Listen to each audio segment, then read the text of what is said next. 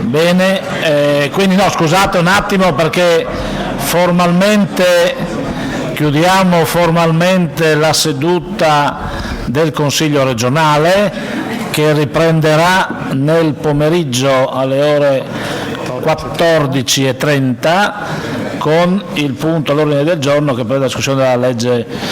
presentata dalla Giunta sulla riforma della cultura. Nel ringraziare tutti gli intervenuti, ovviamente in primo luogo i protagonisti, tutti voi premiati, richiamando questo spirito di famiglia e questo spirito di cordialità e di solidarietà che credo abbia così pervaso la giornata di oggi. Ringrazio ovviamente i colleghi consiglieri regionali che sono presenti per il dovere di presenza, ma che sono presenti anche per testimoniare assieme alla Giunta quella che è ovviamente la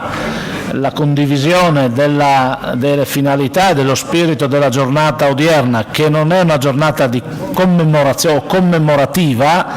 ma è una giornata di impegno, credo, di impegno nel ricordare la vostra attività e nel riportare la vostra attività verso il futuro, che deve essere un futuro che vede ovviamente ancora di più il coinvolgimento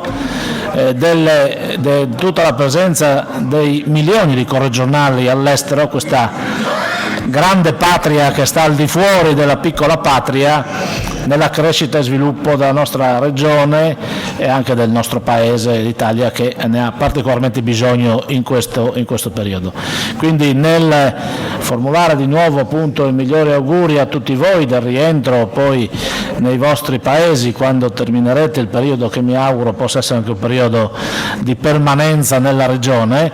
ecco, anche io associo l'invito a ritrovarci come si usa nelle famiglie qua fuori per condividere assieme un momento di cordialità tutti assieme. Grazie a voi, buona giornata, il Consiglio quindi è chiuso.